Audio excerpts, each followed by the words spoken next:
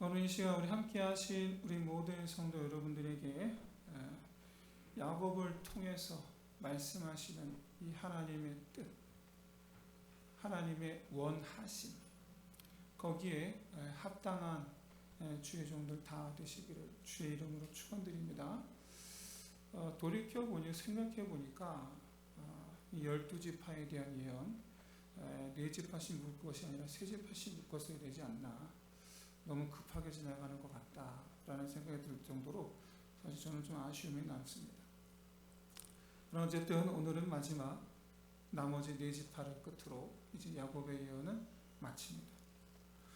오늘 마지막 살펴볼 지파는 아셀, 납달리, 요셉, 베냐민입니다. 말하기는 이 4사람을 향한 야곱의 예언에 담긴 하나님의 자녀에 대한 하나님의 바람, 이것을 온전히 성취해내는 저와 여러분 될 수 있으시기를 주의 이름으로 축원드립니다.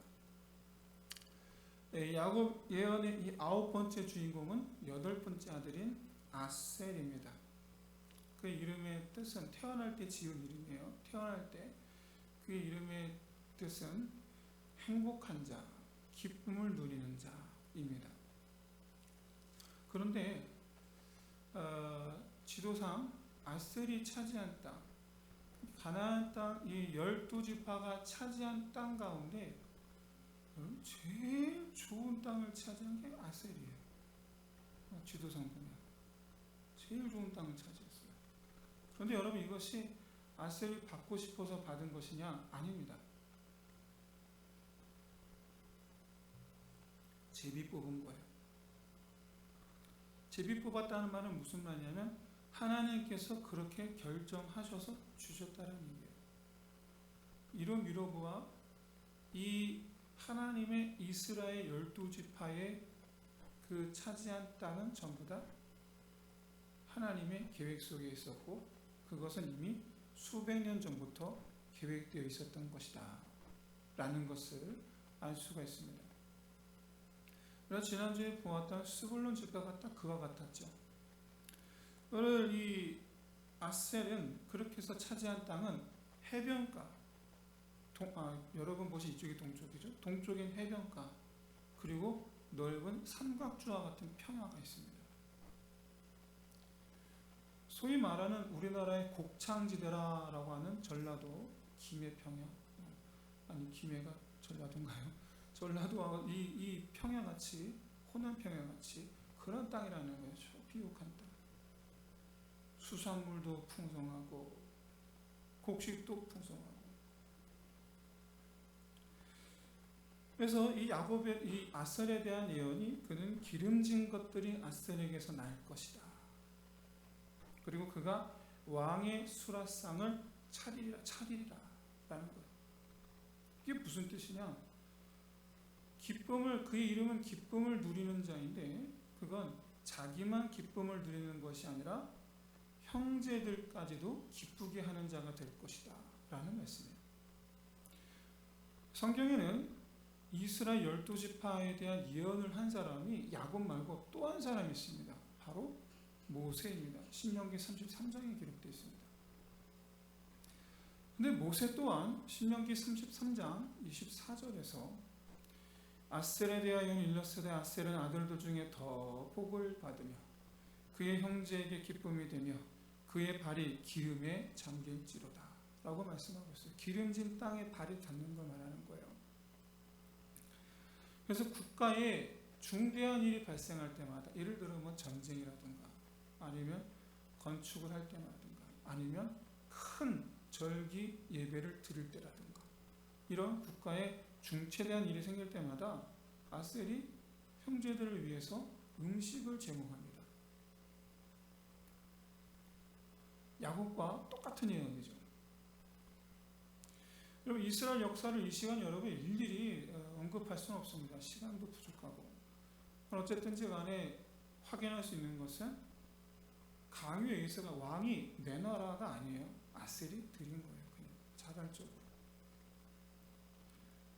여러분, 이 아셀이 진정한 행복과 이 기쁨을 누리기 위해서 무엇보다도 하나님을 기쁘시게 하는 자여야 되겠죠. 여러분, 내가 기름진 땅과 내게 기름진 땅과 풍성한 바다를 주신 분이 누구시라고요? 몇백 년 전부터 작정하신 분이 누구라고요? 하나님이시라. 하나님이 주신 거예요. 이것이 오늘날 우리가 누리는 모든 것에 대한 믿음의 고백입니다. 여러분, 지금 우리가 현재 있는 이 모든 것이, 내 손에 있는 이 모든 것이 하나님께서 수백 년 전부터, 아니 태초부터 나를 위해 예비하신 것이다. 이 모든 것이 누구로부터 왔다? 하나님으로부터 왔다 라는 것을 믿으시기를 진심으로 소원합니다. 그래서 내게 주신 분을 위해서 이제는 내가 하나님을 기쁘시게 하는 삶을 살리라. 여러분, 이것이 내 기쁨의 근원, 내 풍성함의 근원을 지키는 지혜이자 동시에 더불어 다른 이들에게 이 은혜를 나누는 축복의 통로의 길이 되는 거예요. 그래서 가장 중요한 것은 하나님을 기쁘시게 하는 게 중요해요. 그래서일까? 아셀 지파 중에서는 북이스라엘이 우상 숭배에 빠져 있었죠. 아시죠? 다? 북이스라엘 역사가 200년입니다.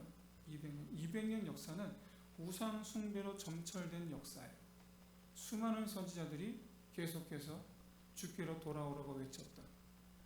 그런데 그 200년간의 우상 숭배 현장 속에서 여호와 신앙을 지킨 사람들이 아셀 지파에는 많았어요. 물론 아셀 지파 중에는 우상 숭배하는 사람들이 압도적으로 많았습니다. 그러나 다른 지파와는 달리 그 중에서도 신앙을 지킨 이들이 많았다. 역대하 30장 1절을 보면 유다 왕 히스기야 왕 때에 북이스라엘이 멸망을 당합니다. 아수르에게. 그리고 북이스라엘을 멸망시킨 아수르가 유다 왕 히스기야가 있는 예루살렘 성을 에워쌉니다. 3년간. 그래서 예루살렘 성이 함락될 지경에 히스기야의 기도를 들으시고 하나님께서 이 둘러싼 아수르를 전부 다 전멸시키시죠. 성경에서 바로 그때 그 사건이에요. 근데 히스기야 때 어쨌든 북이스라엘 멸망했어요. 아수르가 포로로 대부분의 북이스라엘 사람들을 포로로 잡아갔어요. 그런데 아직도 북이스라엘 땅에는 남아있는 이스라엘 백성들이 있었습니다. 그때 유다왕 히스기야가 이제 북이스라엘도 없으니까 어떻게 보면 전체가 다 유다 땅이 된 거죠. 어떻게 보면. 그래서 12지파 전체에 편지를 띄웁니다. 우리 함께 유월절을 지키자. 그런데 역대하 30장 11절을 보시면 히스기야 편지를 받고 예루살렘을 찾아온 지파가 아셀, 므낫세, 스불론 세 지파밖에 없어요.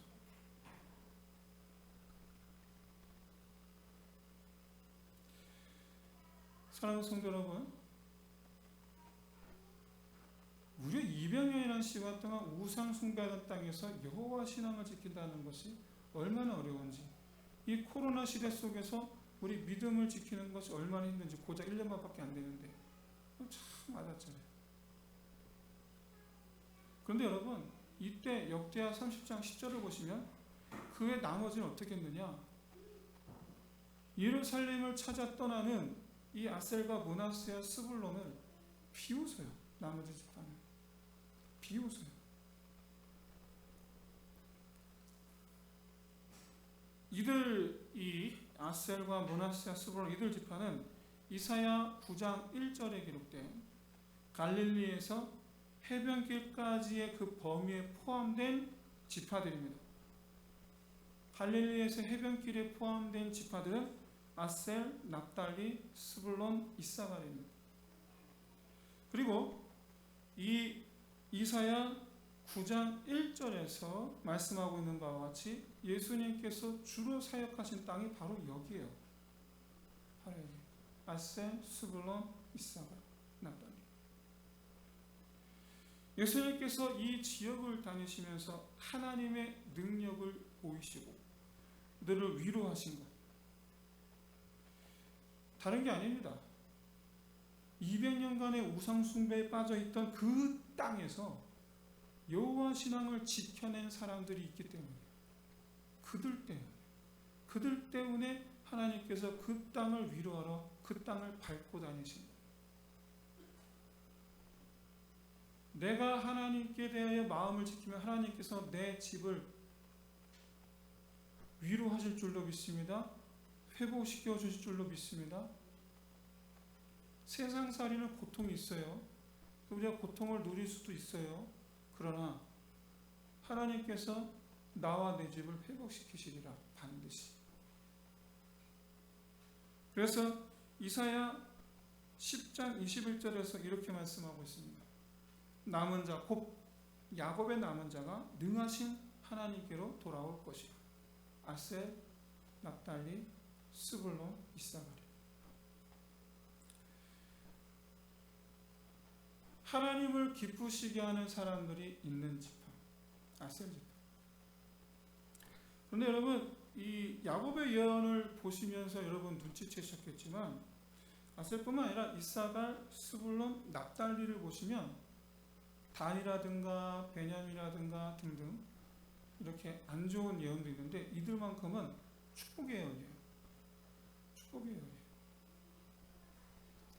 아까 말씀드린 바대로 이들이 이사야 10장 21절 말씀하신 바 여호와를 경외하며 남은 자들이 있었던 땅이기 때문에 그래요.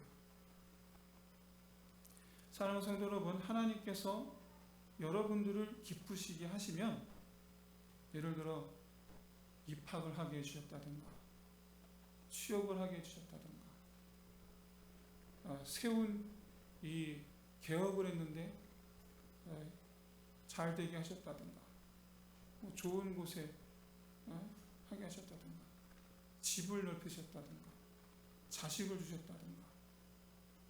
여러분, 하나님께 여러분을 기쁘시게 하셨다면 여러분들께서 하나님을 기쁘시게 하는 그런 축복의 성도가 되시기를 진심으로 소원합니다.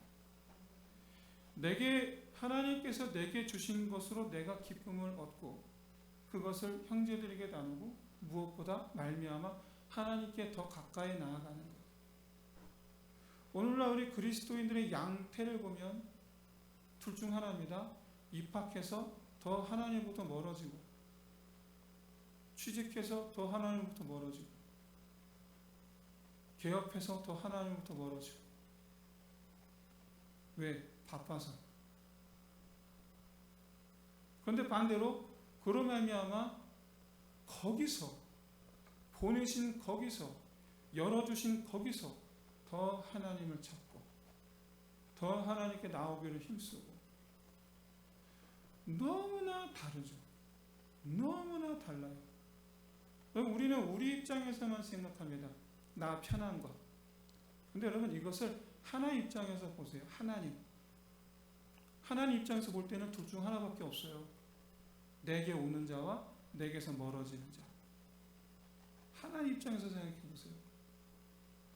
내게 오는 자, 그로 말미암아 내가 기쁨을 얻으리로다. 이게 하나님의 응답이에요. 내게서 멀어지는 자, 내가 그로 말미암아 진노하시는 거예요. 여러분, 우리는 하나님의 기쁨을 얻는 자가 되어야 될 줄로 믿습니다. 정말 이 시대에 하나님의 가장 기뻐하신 자 다 되시기를 주의 이름으로 축원드립니다. 야곱 예언의 10번째 주인공은 6번째 아들인 납달리입니다. 납달리라는 이름은 다툼, 싸움이란 뜻이에요. 그리고 실제로 이 납달리는 굉장히 용맹한 사람들, 이스라엘 지파는 용맹한 사람들이 많아요. 단도 그렇죠. 요셉, 좀 이따 볼 때 요셉도 그래요. 용맹한 사람들이 많아요. 사사기 6장 35절에 보시면 이 사사시대 기드온이 이스라엘 전체를 소집했는데, 이때 참가했던 지파들 가운데 아셀, 스불론, 납달리가 참전합니다. 그러고 보면 이 갈릴리에서 해변가에 있는 이 지파들이 대체로 하나님께 성실해요. 대체로. 이들 중에서 여러분 300명을 추려붙는 거예요. 무슨 말이냐면 이 기드온의 300용사 중에 대부분이 누구냐? 납달리라는 얘기예요. 납달리. 이런 납달리에 대해서 야곱이 의외로 야곱은 어떻게 예언하냐면 그는 노인 암사슴이라 라고 말해요. 노인 암사슴이라. 자유를 뜻합니다. 어디에도 매이지 않는. 그래서 우리는 이것만 보면은 납달리가 가진 용맹성, 자주국방. 그래서 누구에게도 구속되지 않고 자유롭게 살게 되나 보다라고 그렇게 예상을 하죠. 그런데 열왕기하 15장 29절을 보시면 안타깝게도 그렇지 않습니다.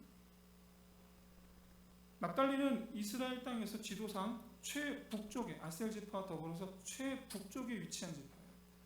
가장 북쪽에.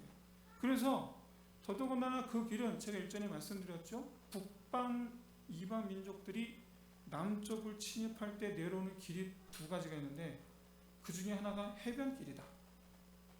그러니까 제일 먼저 이 이방 국가들의 침략을 받는 것이 이 납달리하고 아셀이에요.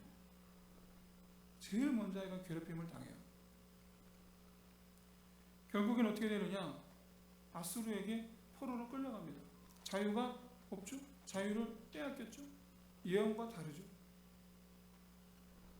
하지만 야곱의 예언은 그것을 넘어서 이 야곱의 예언, 이사야의 예언은 이것을 넘어 있습니다. 아까 말씀드린 이사야 9장 1절 이 이사야의 예언과 맞물려서 그대로 이루어집니다. 진정한 자유를 회복하게 됩니다. 누구로 말미암아? 예수로 말미암아. 예수로 말미암아. 자기 힘으로 자유를 찾는 게 아니에요. 내 힘으로 자유를 찾는 게 아니에요. 예수의 힘, 예수로 말미암아.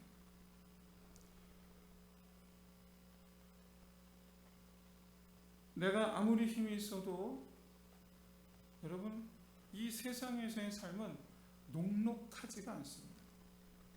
내게 아무리 능력이 있어도 절대로 녹록하지 않습니다. 좋은 대우를 받고 이직을 했지만 의외의 사건이 내 발목을 잡습니다. 감사하게도 나를 직위를 높여주셨는데 막상 그 자리를 가보니 그 자리가 올감인 경우가 많습니다. 하나님께서 내게 주신 기업에 확장케 하셨더니 그게 좋은 줄 알았는데 그때부터 고난이 시작되는 경우가 많습니다. 여러분 우리 세상은 눅눅하지가 않아요. 형통할 줄 아는데 고꾸라지는 경우가 정말 많아요. 오히려 여러분 내 힘을 믿고 그런 거친 세상에 우리가 다 서 있는 것이 아니라 내가 높아지든 낮아지든 내가 가진 기업이 좁든 넓든 좋은 곳으로 가든 아니든 열악한 곳에 있든 상관없이 그것과 전혀 상관없이 오직 우리 왕 예수 그리스도께 기대는 것 그것이 우리로 하여금 진정한 자유를 얻게 해줄 줄로 믿습니다. 그런 의미에서 납달리에 대한 예언은 노인 암사슴이 되려면 오직 하나님을 의지하라는 거예요. 하나님 의지하라. 어떤 경우에서든. 풀렸다고 해서 여러분 좋아할 거 하나도 없습니다. 가면 또 있어요. 허들은 인생의 허들은 우리가 주님께 돌아가는 그날까지 허들은 계속 있어요. 그러면서 여러분 불평하지 마세요. 왜 내게 이런 일을 주시니까?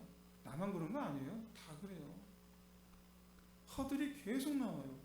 어떤 허들은 낮을 수 있습니다. 또 어떤 허들은 내 키만 해. 근데 그게 계속 있어요. 계속. 그땐 여러분 불평할 것이 아니라 외쳐야 돼요.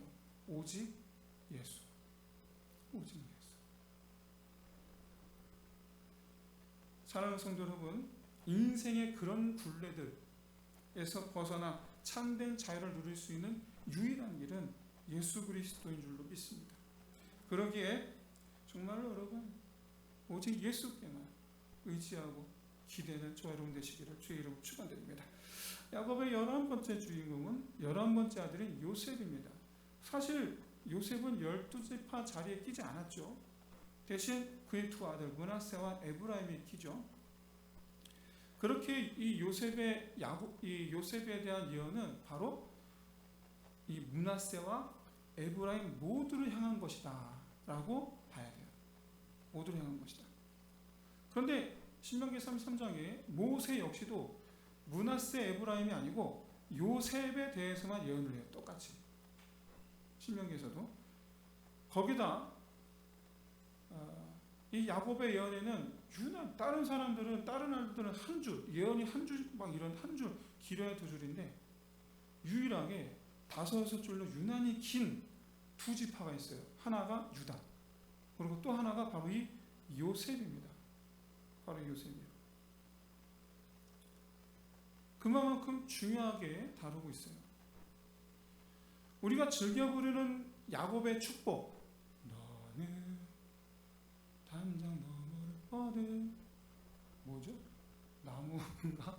생각이 안 나는데 여러분 사실 이것은 야곱의 축복이 아니고 엄밀히 말하면 요셉의 축복이라고 부르는 게 맞아요. 왜 그러느냐?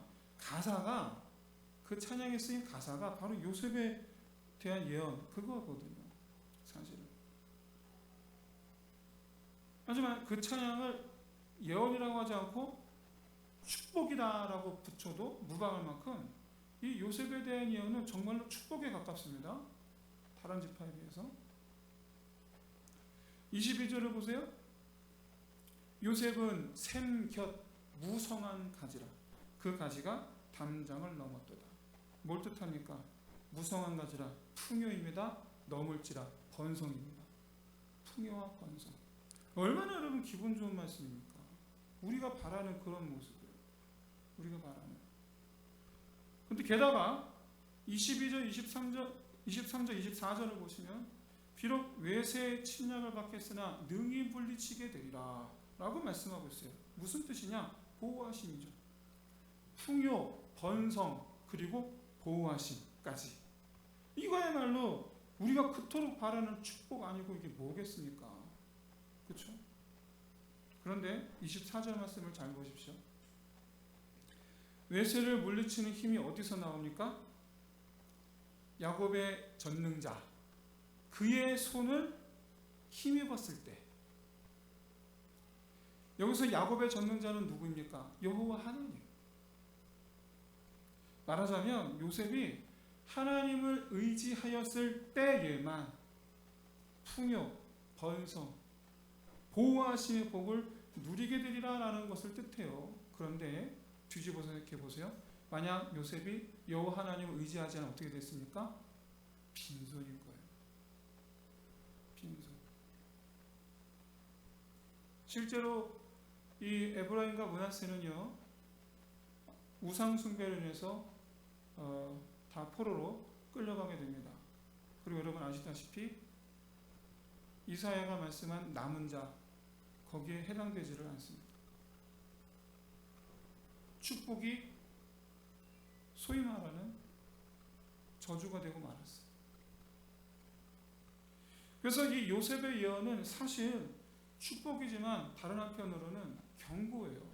경고. 25절을 보십시오. 네게 복을 베푸는 분은 하나님이시다. 너의 복의 원천은 하나님이시다. 그래서 24절, 25절 말씀은 이 사실을 잊지 말라는 거예요.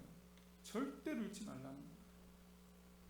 우리는 보통 하나님에 대한 우리의 자세, 하나님께 대한 우리의 자세가 하나님께 경외하는 자 되게 하여 주옵소서 라고 구하는 것보단 내게 복을 주옵소서 라고 하는 것을 먼저 합니다. 그걸 먼저 해요. 내가 하나님을 경외하는 자가 되기를 구하는 기도는 그렇게 많이 하지 않아요. 근데 실상 아침에 눈을 떠 하나님께 구해야 되는 기도는 이겁니다. 오늘 하루 내가 주의 길을 벗어나지 않게 하옵시고 내가 주를 바라보게 하옵소서. 이게 사실 아침에 눈을 떠 해야 되는 우리의 기도예요. 하나님은 여호와를 경외하는 자에게 복을 주시는 줄로 믿습니다. 그렇게 기도하면 그날이 내가 굳이 주여 오늘 하루 평탄하게 하옵소서 하지 않아도 평탄하게 될 줄로 믿습니다. 물론 여러분 믿지 않는 분들, 믿지 않는 자나 초신자들에게 기적을 베푸시기도 하고 복을 주시기도 하세요. 그런데 여러분 아시죠? 그것은 하나님을 잘 알지 못하는 그분들에게 하나님의 살아계심을 깨닫게 하시기 위해서 이래도 내가 없다고 할 테냐, 그런 의미에서 주시는 거예요. 어필하시는 거예요. 그런데 말이죠, 이제는 우리는 하나님의 살아계심을 아는 사람들이 있어요. 하나님의 살아계심을 여러분 알고도 하나님을 경외하지 않는 이들에게 하나님께서 주실 것은 과연 뭐겠습니까? 안타까워요. 너무 안타까워요.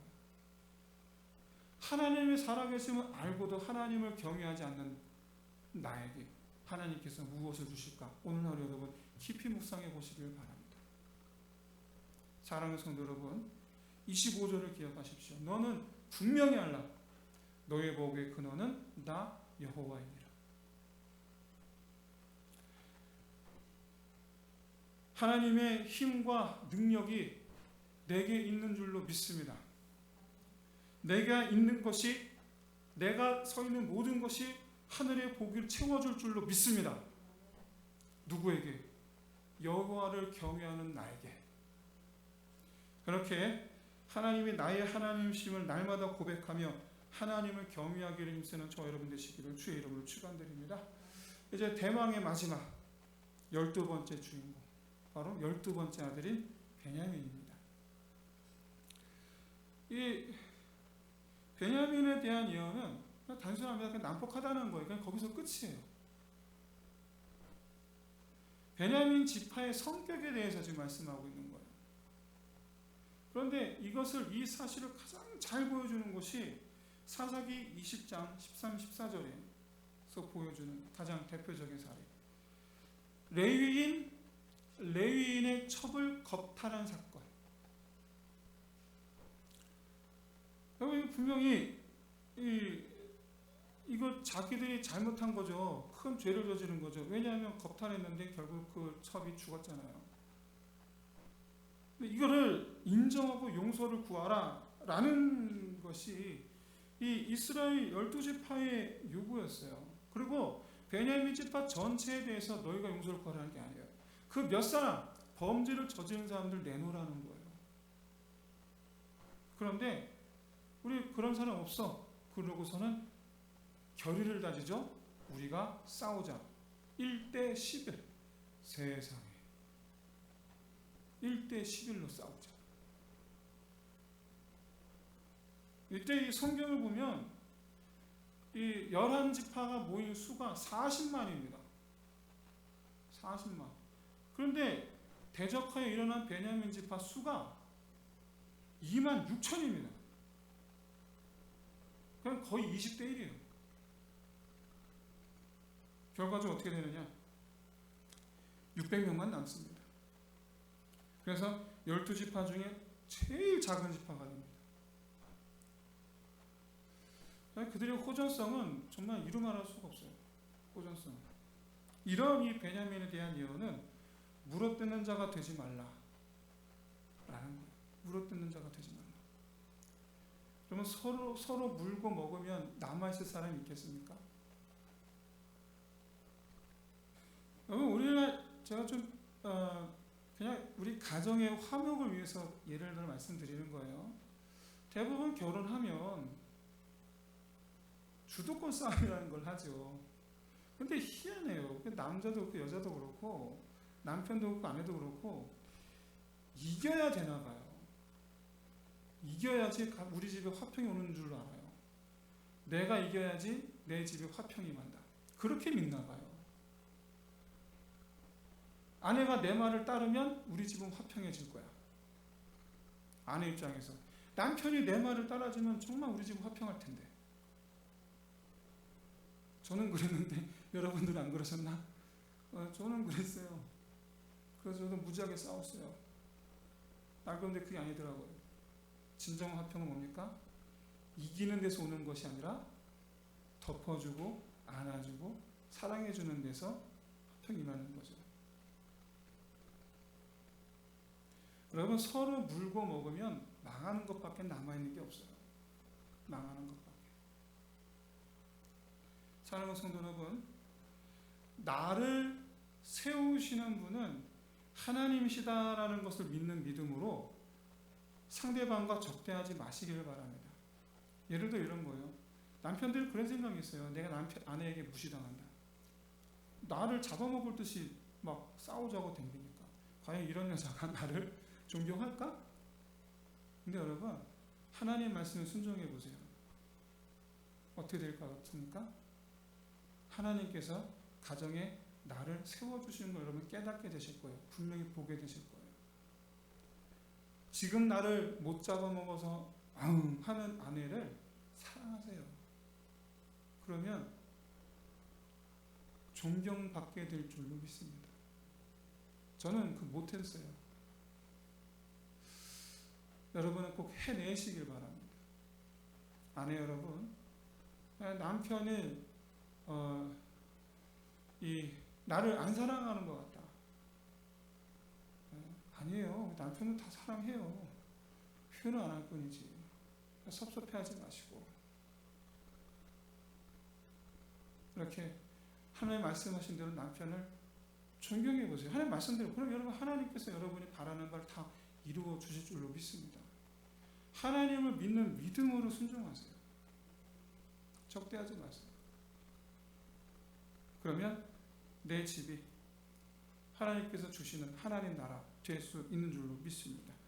여러분, 이것은 예수님의 이 계명 중에 이웃을 사랑하라 라는 이 계명을 우리가 온전히 지켜야 함을 의미합니다.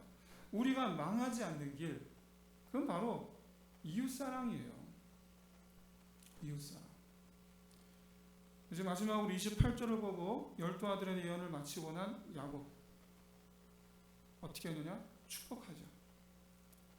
지금까지 예언을 쭉 하고 나서 따로 또 축복을 또 하는 거예요. 각자 맞게. 여러분, 이때 축복하는 축복 기도의 내용은 성경에 기록하지 않았어요. 그러나 이때 아들들을 향한 축복하는 야곱의 마음, 그 기도 속에 담긴 이 아버지의 이 마음, 과연 어떤 것들이 녹아 있었을까요? 보나마나 아니겠습니까? 자식을 사랑하지 않는 부모가 어디 있겠습니까? 근데 예언을 하다 보니 어떤 아들은 빗나갈 것이요, 어떤 아들은 감사하게도 복을 얻을 것이요, 어떤 아들은 이렇게 하고장창 맨날 다툼이 있을 것이요. 얼마나 이 예언을 하고 난 다음에 야곱은 선지자예요. 하나님께서 말씀하신 대로 전해야 돼요. 여러분, 목사가 하나님 주신 말씀대로 전하지 않으면 성도도 어떻게 되겠습니까? 주신 말씀대로 전하는 거예요. 여기 자기 생각을 첨언하면 안 되겠죠? 그렇죠? 여러분들의 귀에 좋은 소리만 하는 것도 여러분, 그것은 악한 선지자라고 말씀하고 있어요. 있는 그대로 전해야 돼요. 그런데 막상 전하고 보니 아버지로서 얼마나 마음이 아픕니까? 그렇기에 예언을 하고도 다시 축복을 하는 겁니다. 주여, 이 예언을 아들들과 후손들이 듣고 깨달아서 변화되어 하나님 구원의 은혜의 주인공들이 되게 하옵소서. 그렇잖아요. 그 축복 내용은 여러분 안 받을 뻔해요. 우리도 똑같으니까. 이제 말씀 마치겠습니다. 오늘 우리에게 하늘나라 백성으로서 하나님께서 주시는 메시지, 하나님의 백성으로서 어떻게 살아야 되는지를 보여주시는 하나님의 메시지는 이것이었습니다. 아셀, 하나님께서 주신 것으로 하나님의 기쁨이 될지라. 납달리, 자유케 하시는 예수님께 다 내어 맡기라. 요셉, 하나님이 내 힘의 근원임을 알고 오직 하나님 경외하기를 힘쓰라. 베냐민, 이웃을 사랑할지라. 그리고 이제 야곱은 아들들 향해 다시 한번 축복 기도를 합니다. 부디 이들이 깨닫고 구원 밖이 아닌 구원 안에 거하게 하옵소서. 이 시간 우리 함께 기도합시다. 야곱의 그 축복 기도처럼 우리가 다 하나 빠짐없이 구원받은 하나님 나라 백성 되게 하옵소서. 나, 내 남편, 내 아내, 내 부모님, 내 자녀들, 내 형제들 모두 나와 내 권속들 다 하나님 나라 백성 되게 하옵소서. 두 번째로 하나님을 기쁘시게 하고 주님께 다 내어 맡기는 삶을 살게 하옵소서. 세 번째로 여호와를 경외하고 이웃을 사랑하는 삶을 살게 하옵소서. 우리 기도 좀 나누고 가지고 우리 함께 기도하겠습니다. 하나님 아버지, 정말